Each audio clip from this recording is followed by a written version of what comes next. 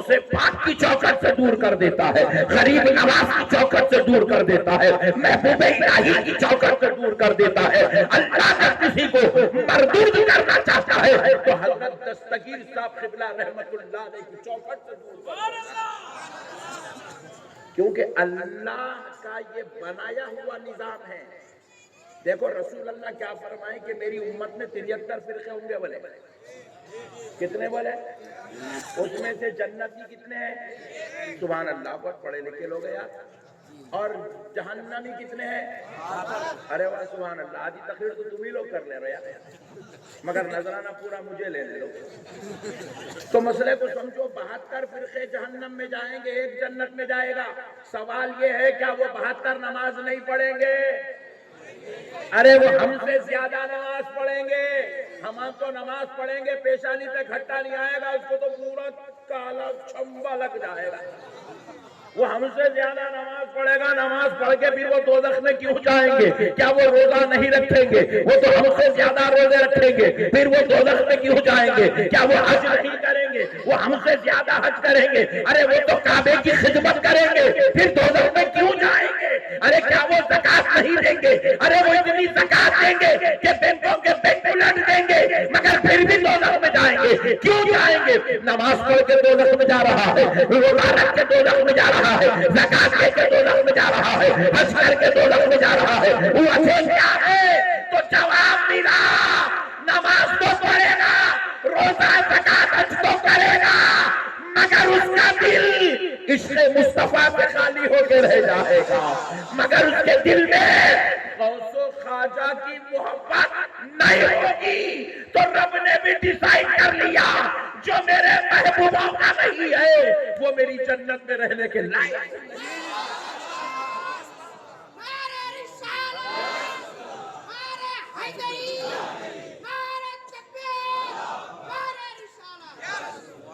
ہم غریب ضرور ہیں، غدار نہیں، ہمارے عمل میں کمی ہو سکتی ہے، خدا کی قسم ہمارے ایمان میں کمی نہیں ہو سکتی ہے۔ ہم جو ہے مدینے سے دور ضرور رہتے ہیں، بنگال کا غریب مسلمان بار بار مدینے کو نہیں جا سکتا ہے، اور بعض تو اتنے غریب ہے کہ زندگی میں ایک بار بھی مدینے کو نہیں جا سکے گا، مگر خدا کی قسم اس کا دل ہمیشہ عشق مصطفیٰ میں تڑپتا ہوا نظر آئے گا۔ اور یہ عشق مصطفیٰ میں دل کا تڑپنا اس بات کی دلیل ہے کہ رب نے اسے جنتی بنانے کا ارادہ کر لیا۔ اللہ جس کو جنتی بنانا چاہتا ہے ان کو محبوبوں کے قریب کر دیتا۔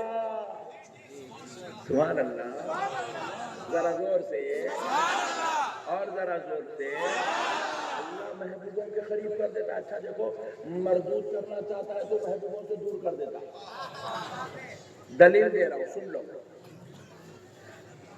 اس کائنات میں ابھی انسان دنیا میں نہیں آئے، حضرت آدم کا جسد اقدس تیار کیا گیا، حضرت آدم کے جسم کو تیار کیا گیا، تخلیق عمل میں آئی۔ جیسے ہی حضرت آدم کا وجود عمل میں آیا، رب نے حکم دیا کس کو؟ ابلیس کو اور فرشتوں کو کہ میرے آدم کو سجدہ کرو۔ کون ہے آدم؟ محبوب خدا ہے، اللہ کے محبوب ہے۔ کہا میرے پیارے کو سجدہ کرو، میرے محبوب کو سجدہ کرو، میرے اس پیارے کو سجدہ کرو جو دنیا میں جائے گا، جس کے ذریعے سے اب بہت بڑی مخلوق انسان جو ہے دنیا میں آئیں گے، اور اب یہ سارے انسانوں کا باپ بن کر جائے گا، ابو البشر کہلائے گا۔ اب ذرا اس کو سجدہ کرو۔ تو ہوا کیا؟ قرآن بیان کر رہا ہے، فَسَجَدَ الْمَلَائِكَةُ كُلُّهُمْ أَجْمَعُونَ إِلَّا إِبْلِيسَ۔ سارے کے سارے فرشتے سجدے میں چلے گئے، فرشتے سجدے میں چلے گئے۔ حضرت آدم کی تعظیم بجا لائے، حضرت آدم کا احترام کرے، محبوب خدا سے اپنی محبت کا اظہار کرے، محبوب خدا کا ادب کرے، محبوب خدا کی تعظیم کرے۔ الا ابلیس، سوائے ابلیس کے۔ ابلیس نے سجدہ، بولیے، وہ سجدہ نہیں تھا، حقیقت میں وہ تعظیم تھی۔ ابلیس نے محبوب خدا کی تعظیم نہیں کی، احترام نہیں کیا، ادب نہیں کیا، محبوب خدا سے اپنے تعلق کو نہیں جوڑا، تو رب ذوالجلال کو جلال آیا۔ رب ذوالجلال نے دیکھا کہ میرے محبوب کی بے ادبی کر رہا ہے۔ حالانکہ ابلیس کیا کیا؟ حضرت آدم کے خلاف کوئی تقریر نہیں کیا، حضرت آدم کے خلاف کوئی مورچہ نہیں سنبھالا، حضرت آدم کے خلاف اس نے کوئی جو ہے جلوس نہیں نکالا، حضرت آدم کے خلاف اس نے کوئی جو ہے تحریک نہیں بنائی، مگر ہوا کیا؟ حضرت آدم کو سجدہ نہیں کیا، احترام نہیں کیا، حضرت آدم کی تعظیم نہیں کیا۔ حالانکہ کون ہے یہ ابلیس؟ یہ وہی ہے جو خدا کو سجدے کر رہا ہے، جو خدا کی عبادت کر رہا ہے، رحمان رحیم غفار ستار کہہ کے رب کو یاد کر رہا ہے۔ یہ وہی ابلیس ہے جو رب کے لیے اس کی بارگاہ میں جنت کا مکین بنا ہوا ہے۔ یہ وہی ابلیس ہے جو سب سے بڑا علم والا ہے، اور رب نے اس کو اتنا علم دیا کہ یہ معلم الملائکہ، فرشتوں کا استاد بن گیا ہے، فرشتوں کا ٹیچر ہے، فرشتوں کا لیکچرر ہے، فرشتوں کا پروفیسر ہے، فرشتوں کا معلم ہے، فرشتوں کا عالم ہے۔ ذرا سوچو دوستو، جو فرشتوں کا عالم تھا، سجدے کرنے والا تھا، رب کا ذکر کرنے والا تھا، رب کی اطاعت میں تھا، رب کی فرما برداری میں تھا، رب سے اس کا کوئی معاملہ خراب نہیں ہوا، لیکن رب کے محبوب سے معاملہ خراب ہوا، آدم کی بے ادبی کیا، تو رب ذوالجلال نے کیا کیا؟ رب نے کیا کیا؟ اپنے ساجد کو، محبوب کے غدار کو، اپنا علم رکھنے والے کو اور محبوبوں کے بے ادب کو کیا کیا؟ فَخْرُجْ فَإِنَّكَ رَجِيمٌ وَإِنَّ عَلَيْكَ لَعْنَتِي إِلَىٰ يَوْمِ الدِّينِ۔ اللہ نے کہا نکل جا ہمارے دربار سے، ہم نے تجھے مردود کر دیا، اور صبح قیامت تک تجھ پر ہماری لعنت۔ اللہ اکبر، کیا کرا صاحب، کیا کرا؟ اللہ تبارک و تعالیٰ کی گستاخی نہیں کرا، اللہ کے محبوب کی بے ادبی کرا، اللہ کے سجدوں میں کمی نہیں کرا، اللہ کے محبوب کے تعلق سے جو ہے دل میں خلش رکھا، تو ہوا کیا؟ رب ذوالجلال نے اس کو مردود کر کے دربار سے نکال دیا۔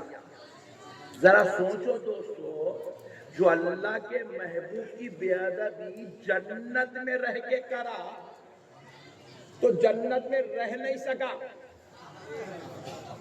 جنت میں رہ کے کرا تو جنت میں رہ نہیں سکا، تو پھر جو پیارو دنیا میں رہ کے محبوبوں کی بے ادبی کرے گا تو جنت میں جائے گا کیسے؟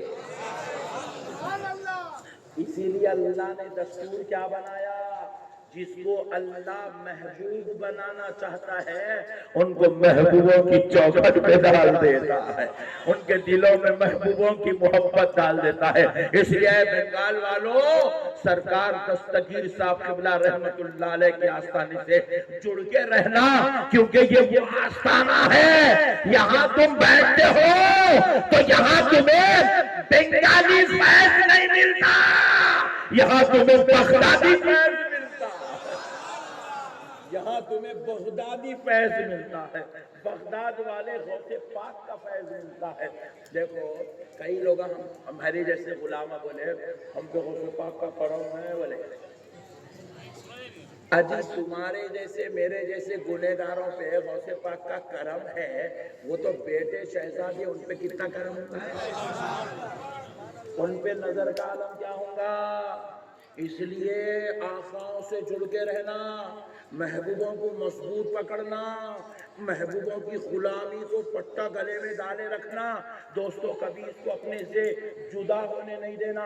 اللہ کا دستور ہے، اب پوری کائنات کی تاریخ اٹھا کے دیکھ لو آپ، نہ صرف 1400 سال پہلے انبیاء کی بھی تاریخ اٹھا کے دیکھو، اللہ نے جب جب کسی کو مردود کیا، لعنتی کیا، اللہ نے جب جب کسی کو اپنی بارگاہ سے نعمت سے محروم کیا، آپ اٹھا کے دیکھ لو، کوئی نبیوں کا گستاخ تھا، کوئی صحابہ کا گستاخ تھا، کوئی اہل بیت کا گستاخ تھا، کوئی اولیاء اللہ کا گستاخ تھا۔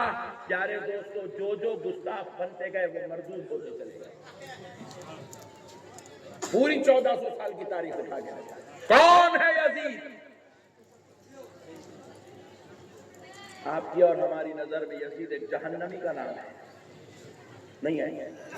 تو گھور کے دیکھ رہے کیا جی؟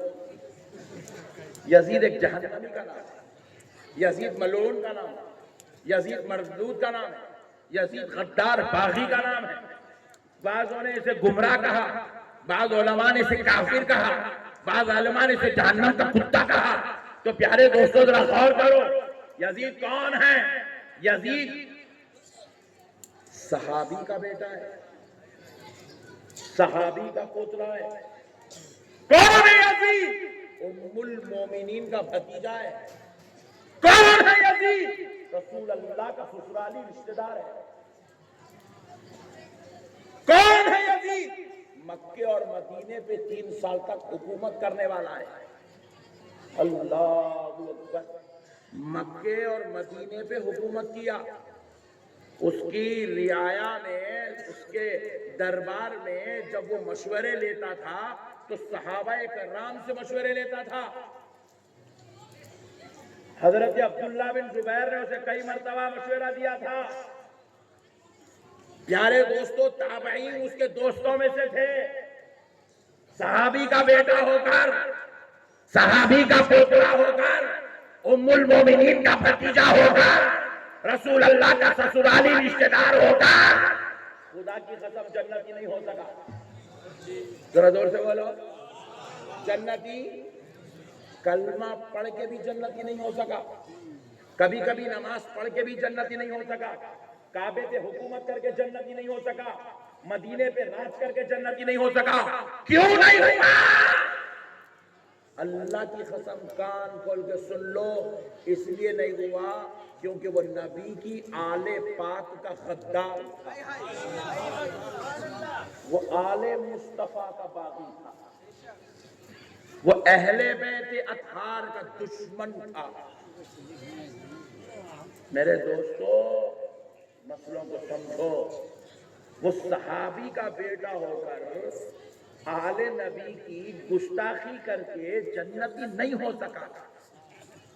اگر آج کوئی ہمارے ہزاروں لاکھوں اولیاء اللہ کے بارے میں یہ کہہ رہا ہے وہ درگاہ کو جانا شرک ہے، درگاہ میں گئے تو شرک ہوتا، درگاہ میں بدعت ہوتا، یہ کہہ کر اولیاء اللہ کی اگر کوئی بے ادبیاں گستاخیاں کرتا ہے اور ان کے مراکز کو، ان کی بارگاہوں کو شرک و بدعت کا اڈا سمجھاتا ہے تو سن لو کان کھول کر، ایسے منحوس ظالموں کو بھی جنت میں جگہ نہیں دی جائے گی، ہرگز نہیں دی جائے گی میرے بھائی۔ آج ضرورت ہے اولیاء اللہ سے محبت کریں۔ عجیب کیا ہے اولیاء اللہ کی شان، مختصر وقت میں بتا دیتا ہوں کیا ہے اولیاء اللہ کی شان۔ اللہ اکبر، سنو، قرآن پاک ہے، ہم لوگ ایک آیت بہت زیادہ کثرت سے تلاوت کرتے ہیں اپنی مجلسوں میں، خصوصاً درگاہوں میں۔ الا ان اولیاء اللہ لا خوف علیہم ولا هم يحزنون۔ یہ آیت مبارکہ کثرت سے اہل سنت میں پڑھی جاتی ہے، تو ہمارے بعض سننے والوں کو یہ غلط فہمی ہوئی کہ شاید یہی ایک ہی آیت ولیوں کی عظمت پہ اتری۔ اللہ کی قسم ایسا نہیں ہے مسلمانوں، اولیاء اللہ کی عظمت پہ ایک آیت نہیں، سینکڑوں آیات قرآن کے اندر ہے، سینکڑوں آیات۔ ارے حد تو یہ ہے اللہ نے اپنے ولی کے نام سے قرآن میں سورہ نازل فرمایا ہے، ولی کے نام سے سورہ ہے۔ قرآن پاک اٹھا کر دیکھیے 21واں پارہ پڑھیے، قرآن میں ایک سورت ہے جس کا نام ہے سورہ لقمان۔ کون ہے یہ لقمان؟ فرمایا جاتا ہے جمہور علماء کا اس بات پر اتفاق ہے کہ حضرت لقمان اللہ کے ولی ہیں۔ ولی کے نام کا سورہ قرآن ہے، نہ صرف ولی کے نام کا بلکہ ولیہ کے نام کا سورہ قرآن ہے۔ 16واں پارہ اٹھا کر دیکھو، سورہ مریم۔ کون ہے حضرت مریم؟ پیغمبر کی ماں ہے مگر خود پیغمبر نہیں ہے، کیونکہ کسی عورت کو پیغمبر نہیں بنایا گیا۔ کون ہے حضرت مریم؟ اللہ کی ولیہ ہے۔ نہ صرف ولی کے نام کا سورہ، ولیہ کے نام کا سورہ، بلکہ قرآن پاک اٹھا کے دیکھو ولیوں کی آل کے نام کا سورہ قرآن میں ہے۔ آل محمد تو آپ نے نماز میں پڑھا، آل ابراہیم پر درود آپ نے نماز میں پڑھا، آل محمد آل ابراہیم کا تذکرہ بار بار سنا، مگر آؤ قرآن اٹھا کے دیکھو آل ولی اللہ کے نام سے رب نے قرآن میں سورہ اتارا۔ قرآن کی بڑی سورتوں میں سے ایک سورت ہے جس کا نام ہے سورہ آل عمران۔ کون ہے حضرت عمران؟ اللہ کے ولی، ولی کی آل کے نام سے سورہ رب ذوالجلال نے قرآن پاک میں نازل کیا۔ نہ صرف اتنا بلکہ آؤ 15واں پارہ دیکھو، اللہ نے ایک اور سورت نازل فرمائی ہے، اس سورے کا نام ہے سورہ کہف۔ کیا ہے ذرا بولو؟ ارے یار اتنا ٹھنڈا یار، ذرا زور سے۔ سورہ کہف، سورہ 15واں پارے میں پڑھنا ہر جمعے کو عصر کی نماز سے پہلے، فجر سے لے کے عصر تک کبھی بھی یہ سورہ پڑھے تو ہلاک کرنے والی بیماری نہیں آتی۔ ہم آپ کو قرآن کے اوپر اب نہیں، کئی لوگوں کو دیکھا ہوں ایسے بڑے بڑے نعرے نہ لے کے جا کے گھر کے اندر بن رہے ہیں، دکانوں میں لگا رہے ہیں، اور بعض لوگوں تو کیا کر رہے ہیں، وہ لیمبو، پھلاوا، مرچی اور کیا کیا کہ بلا مطلب گاڑی کے نیچے مڈگاٹ کو لگا رہا ہے۔ میں پوچھا کئی کو لگا بولے ایکسیڈنٹ نہیں ہوتا کہ ابے حولے وہ مرچی کھائے تو منہ کا ایکسیڈنٹ ہوتا، تیری کار کا کیسا بچتا رہے دیوانے؟ عجیب و غریب دیوانے فلسفے آ گئے ہمارے پاس، غیروں کے طریقے لے لیے، مرچیاں لے کے ٹوپلے سے بیٹھے ہوئے گاڑی کے نیچے، ایک جنا کیا کرا یا بمپر کو لال تاگا بنا، ادھر کالا بنا، پیچھے تھوڑا لال، پیچھے کالا، مطلب یہ کہیں بھی بنا رہے، اس کو تاگے حفاظت کا تاگا ہے۔ ابے حولے تو اتنا بڑا آدمی ہو کہ حفاظت نہیں کر سک رہا، وہ تاگا کہاں سے حفاظت کرتا رہے دیوانے؟ میرے پیارے دوستو، عجیب و غریب مسائل ہمارے درمیان میں آ گئے ہیں۔ یاد رکھو پیارے دوستو، پیارے مصطفیٰ جان رحمت نے ہمیں حفاظت کا طریقہ بتلایا ہے کہ حادثات سے بچنے کا طریقہ کیا ہے، بیماریوں سے بچنے کا طریقہ کیا ہے، وباؤں سے بچنے کا طریقہ کیا ہے، بلاؤں سے بچنے کا طریقہ کیا ہے۔ اب میں 1 گھنٹے میں یہ ساری چیزیں تو نہیں بتا سکتا، مگر اس سے اگر سیکھنا ہو آؤ اپنے پیروں کی صحبت میں بیٹھو، تمہیں یہ سارے طریقے نصیب ہو جائیں۔ آؤ پیروں کی صحبت میں بیٹھو، آؤ نیک لوگوں کی صحبت میں بیٹھو، یہ سارے طریقے تمہیں سیکھنے کو مل جائیں گے۔ تو الغرض پیارے دوستو، ہوا کیا؟ سورہ کہف اللہ نے نازل کیا۔ کہف کا معنی کیا ہے؟ غار، پتھروں کے بیچ میں جو بنی ہوتی ہے غار، زمین کے اندر جو بنی ہوتی ہے وہ غار کا ذکر ہے۔ اس کے نام سے اللہ نے قرآن میں سورت اتاری۔ ہم پریشان ہو بولے اے اللہ مولا، سورہ محمد بولے تو بات سمجھ میں آئی، تیرا محبوب ہے اس کے نام سے سورہ اتار رہا ہے۔ سورہ ابراہیم بولے تو بات سمجھ میں آئی، تیرا خلیل ہے اس کے نام سے سورہ اتار رہا ہے۔ سورہ مریم بولے تو بات سمجھ میں آئی، اللہ تیری قدرت کا جلوہ بن کر دنیا میں ظاہر ہوئی، ان کے نام سے سورہ اتار رہا ہے، بات سمجھ میں آئی۔ لیکن اے اللہ یہ کہف غار کے نام سے سورہ، تو بارگاہ الہی سے جواب آیا، بندے خالی سورے کے نام پہ کیوں پریشان ہے، تلاوت کر کے تو دیکھ لے، مسئلہ حل ہو جائے گا۔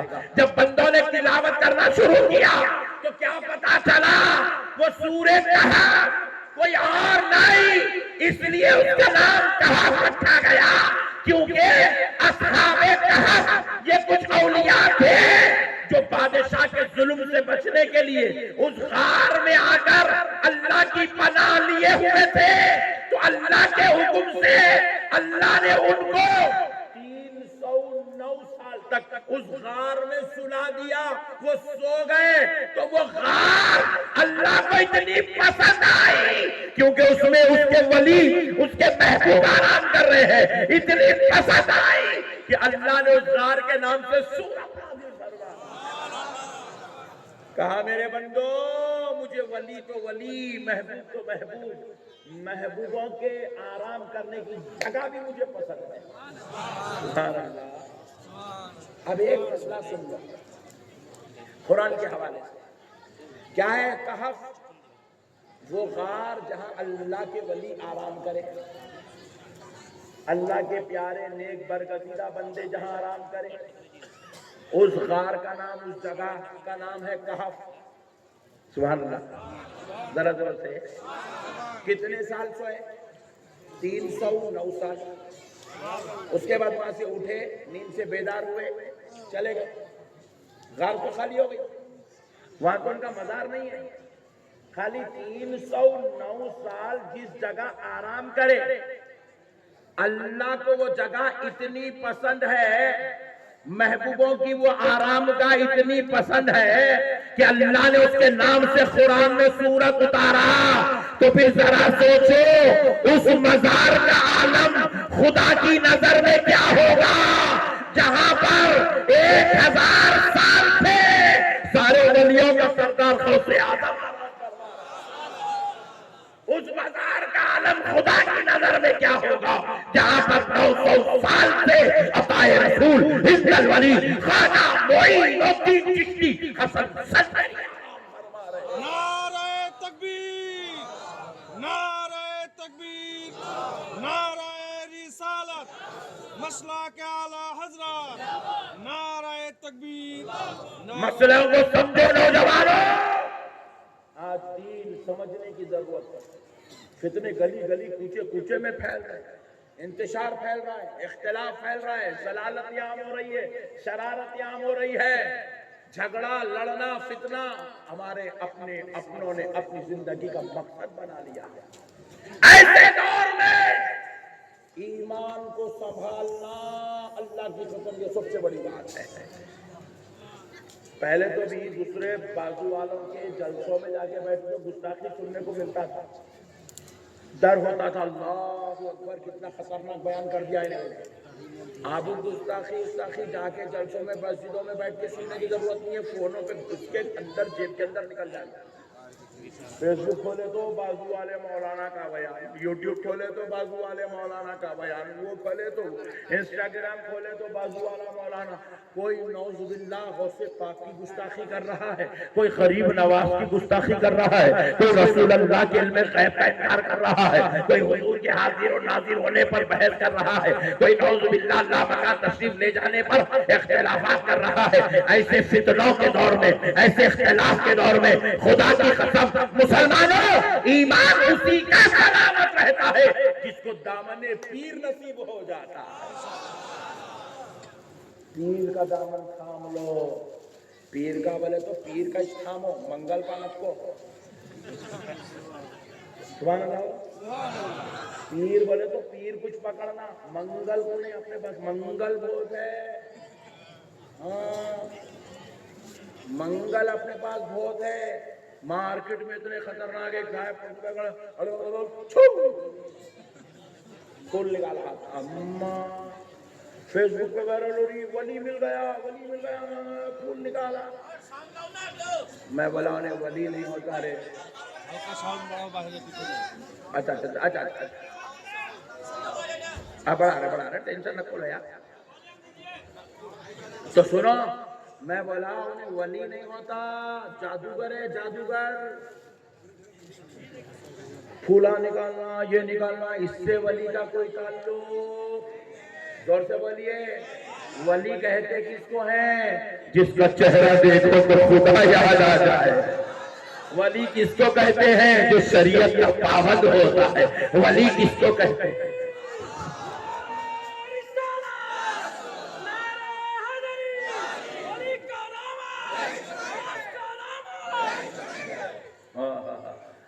ولی کس کو کہتے ہیں؟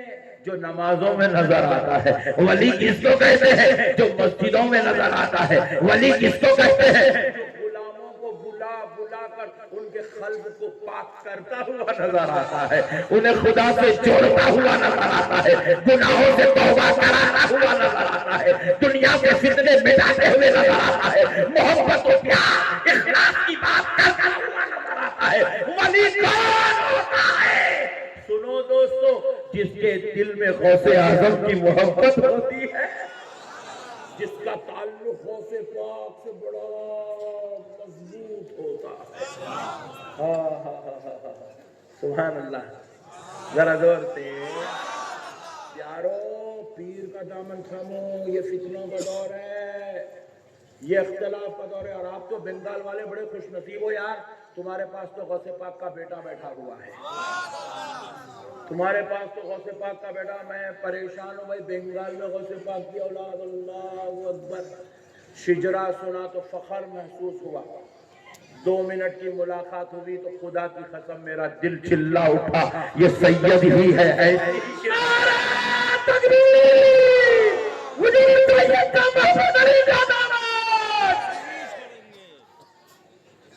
سیدوں کی کوالٹی بالکل الگ رہتی.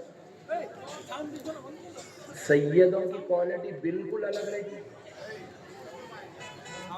یہ اس کا ساؤنڈ بڑا ہے بیٹا. ہاں اچھا اچھا. سیدوں کی کوالٹی بالکل الگ رہتی. پورے باغ میں تو گلاب کا پھول کیسا پہچانے جاتا؟ پورے ہندوستانیوں کے بیچ میں میرے نبی کی آل بھی ویسے ہی پہچانے جاتی ہے. غوث پاک کا بیٹا بھی ویسے ہی پہچانا جاتا ہے. سیدہ فاطمہ الزہرا کی آل بھی ویسے ہی پہچانے جاتی ہے. علی المرتضیٰ کی اولاد بھی ویسے ہی پہچانے جاتی ہے.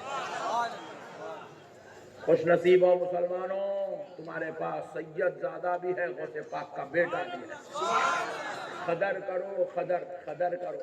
مرنے کے بعد آ کے خبر پہ پھول ڈالنا کمال نہیں ہے، رہے تک فیض لینا کمال کی بات ہے. ہمارے سنیوں میں کیا ہوتا، مرے بعد جلوس میں جنازے میں لاکھوں کی تعداد میں آتے، رہے تک 10 آدمی بھی نہیں آتے. یہ ہماری سنیت کا حال ہے. اب سنو، ایک بڑا مسئلہ عرض کر رہا ہوں. اصحاب کہف کتنے سال رہے قبر میں؟ 309 سال.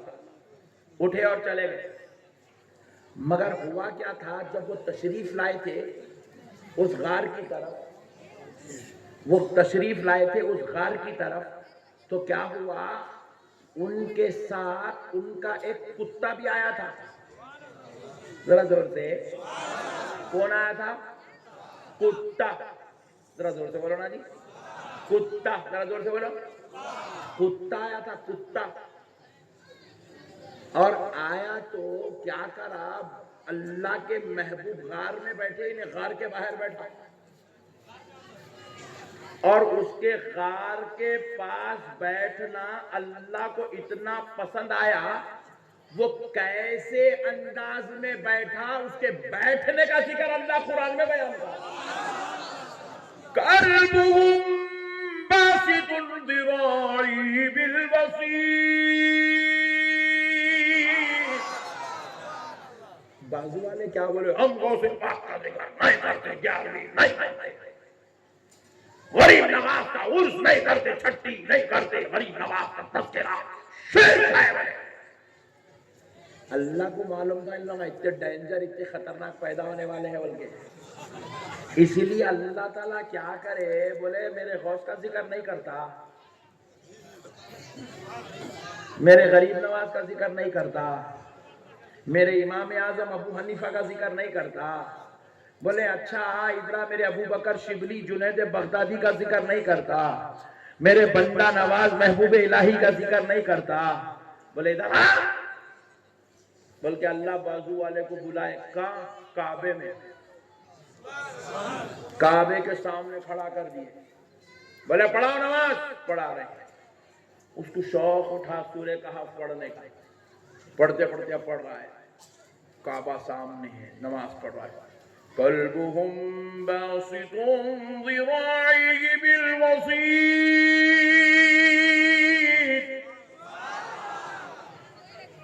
میں پریشان ہو گیا، میرے مولا تیری رحمت کے صدقے جاؤں، ہندوستان میں کر رہے بولے تو 11ویں نہیں کرتا ہوں، بولا غوث پاک کا غریب نواز کا ذکر نہیں کرتا ہوں، بولا کعبے کے سامنے ٹھہر کے ولی کے کتے کا ذکر کر رہا،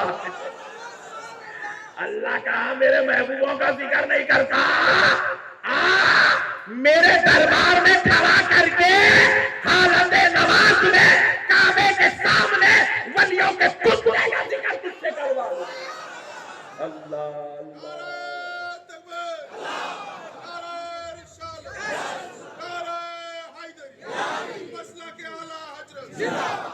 اور ایک بار نہیں 4 بار اس کتے کا ذکر ہے، کتنے بار؟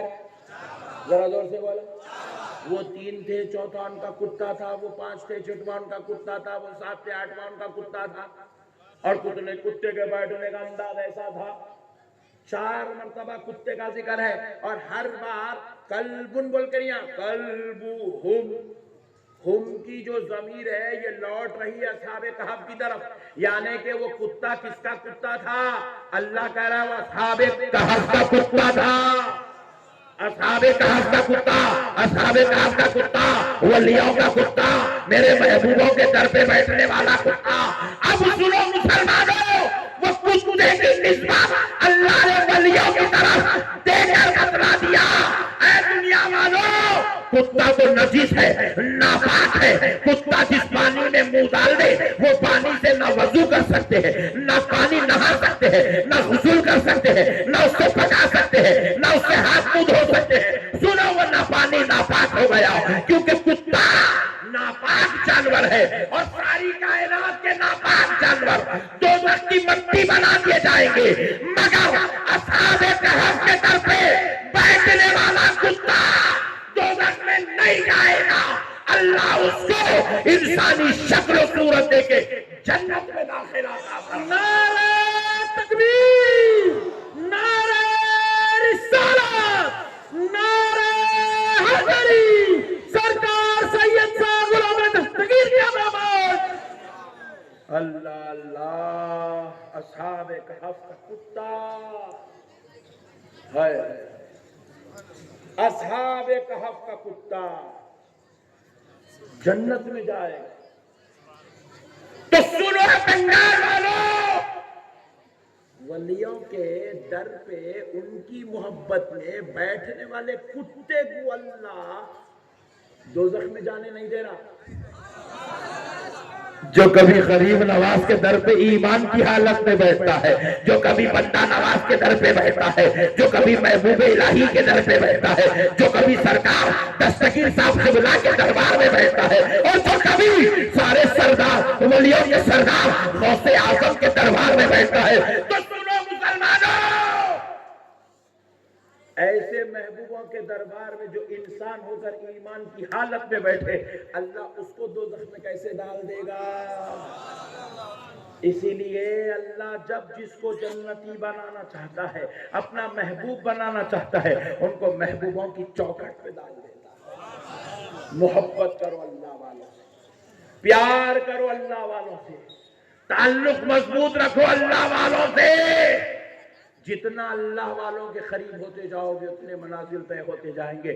دیکھو جتنے بڑے بڑے ولی بنے ہیں، سب نے بڑے بڑوں کے در پہ جو ہے اپنے سروں کو ٹکایا ہے، ان کے دہلیزوں کو چوما ہے، ان کی قدم بوسیاں کی ہے، ان کی نالین اٹھائے ہیں، ان کے لوٹے سے پکڑے ہیں، ان کے مسلح بچھائے ہیں، ان کے طہارت اور وضو کا انتظام کیا ہے، تبھی تو اللہ نے ان کی دعاؤں سے کسی کو محبوب الہی بنا دیا ہے، کسی کو بندہ نواز بنا دیا ہے، کسی کو غریب نواز بنا دیا ہے۔ اللہ نے جس کو جو مرتبہ دینا تھا محبوبوں کی دعاؤں سے وہ مرتبہ دیتا تھا۔ اللہ کا واسطہ ایسے پرفتن انتشار کے دور میں ایسے جھگڑوں اور اختلاف کے دور میں پیر کامل کا دامن تھامنا ضروری ہے مسلمانوں، نہیں تو برباد ہو جاؤ گے، تباہ ہو جاؤ گے۔ کوئی بھی آئے گا تمہارے عقیدوں کو چھیڑ چھاڑ کر کے تمہیں تباہ و تاراج کر کے چلا جائے گا۔ اللہ کا واسطہ مسلمانوں، اپنے عقیدوں کی اصلاح کرو، عقیدوں کو مضبوط پکڑو، بزرگوں کے تعلق سے بزرگوں کی عقیدت، بزرگوں کی محبت میں سرشار رہو، اللہ والوں سے پیار کرو۔ کریں گے انشاءاللہ، کریں گے انشاءاللہ، کریں گے انشاءاللہ۔ وما علینا الا البلاغ والحمد للہ رب